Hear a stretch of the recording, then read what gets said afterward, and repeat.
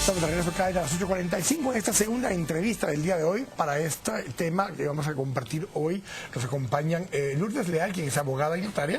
Buenas noches, Lourdes, bienvenida. Buenas noches, muchas gracias por la invitación. Y nos acompaña también Víctor Mancía, quien es ex superintendente de bancos de Guatemala. Buenas noches, Víctor. Buenas noches. Buenas noches, ¿qué tal? Bienvenidos. Buenas noches, Pablo.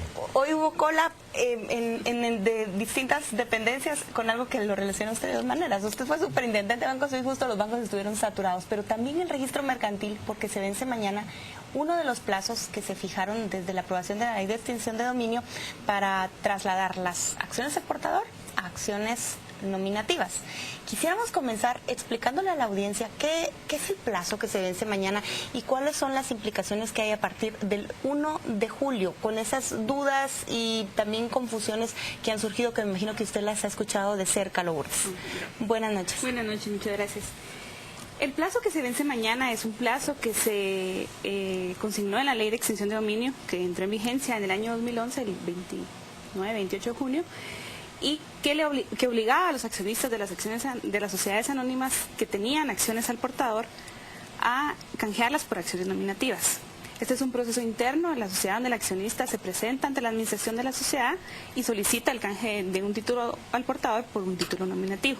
Entonces, estos 2 años que la ley de extinción de dominio otorgó era para que los accionistas hicieran este trámite puramente interno societario de regularizar su situación para cumplir con la ley.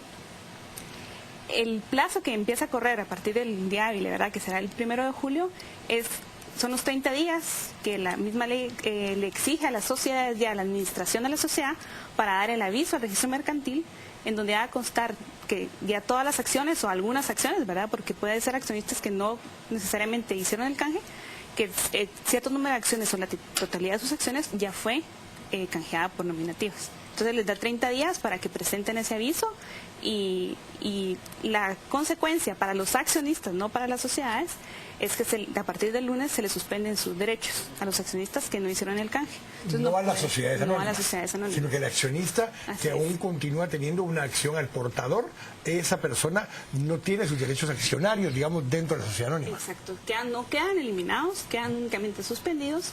Entonces él tiene que iniciar un proceso que la ley nos remite al Código de Comercio, que es el proceso de reposición de acciones, que es un proceso judicial que se lleva al juez de primera instancia del domicilio de la sociedad. Señor Mancilla, ¿para qué le sirve a un país que las acciones al portador pasen a ser nominativas en términos del origen de este cambio, que es una ley de extinción de dominio? Hay 3 instancias internacionales que estaban requiriendo el cumplimiento de los estándares que establecen. Una de ellas, la OCDE, que colocó al país en una lista gris hace varios años, y que uno de los requisitos era que tenía que eliminar las acciones al portador y convertirlas en nominativas. Era algo explícito que estaba en las disposiciones de OCDE. Otra instancia es el GAFI. Dentro de sus recomendaciones, la número 24 establece que debe haber transparencia en el manejo de los recursos, y más recientemente también lo incorpora el acuerdo de asociación entre la Comunidad Europea y Centroamérica y Panamá, que en el capítulo de servicios financieros también hay un compromiso entre las partes, ¿no?, para luchar, ¿verdad?, hacer los esfuerzos para transparentar, digamos, todo lo relacionado con evasión y elusión fiscal. De esta cuenta se ha cumplido, digamos, en la parte de OCDE que se refería a las acciones, no así con la otra parte de el intercambio de información, que eso todavía está pendiente y que pues motivó la inclusión, ¿no?, ya del país en otra categoría. En la parte del GAFI, en la última evaluación mutua de la que se hace en los países unos a otros,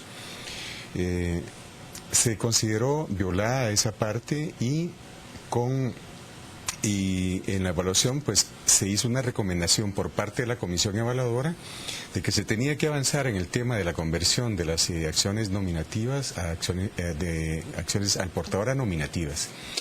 Entonces, de esta forma, en la parte que corresponde a las acciones, se ha cumplido con estas 3 instancias, ¿verdad?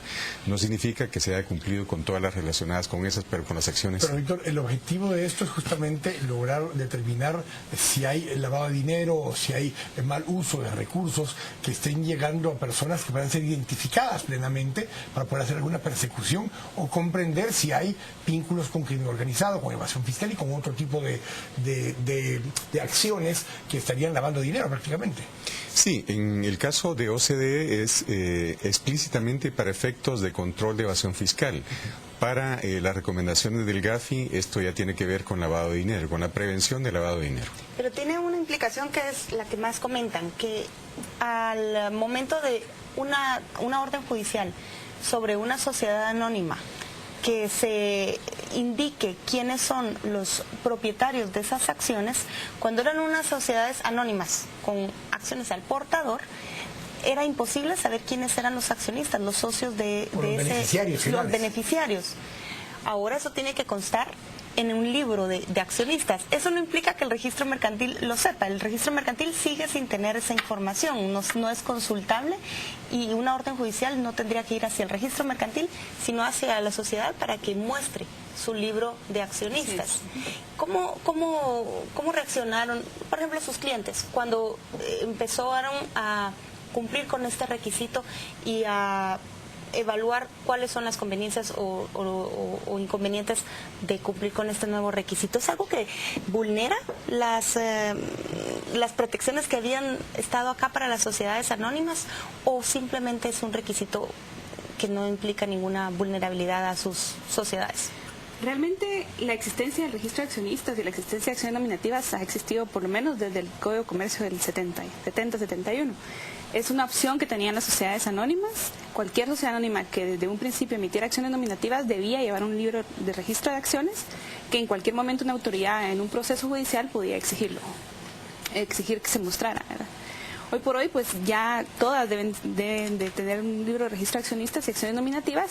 Entonces, realmente la mayoría de personas ya está sujeta a... Bueno, de hecho había muchas empresas que tenían la obligación por otro tipo de normativas. Exacto. Por ejemplo, los bancos ya tenían que ser nominativas las acciones, medios de comunicación con frecuencias que estuvieran a su nombre, también porque tenían restricción de propietarios extranjeros y cosas por el estilo. Eso obligaba a que muchas empresas ya tenían esto, pero también había empresas que tenían las 2 opciones, que tenían abiertas las 2 opciones a emitir acciones al portador o acciones nominativas.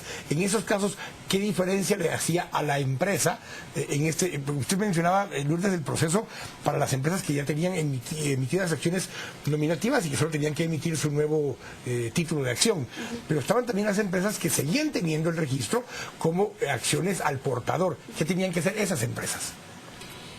Si una empresa nunca, digamos, desde un principio, en su escritura constitutiva, hace constar que únicamente podía emitir acciones al portador, con este cambio implicaba hacer una modificación a la escritura constitutiva para permitir la emisión de acciones nominativas y llevar el proceso de canje de títulos, emisión del registro de accionistas y anotación y aviso al registro mercantil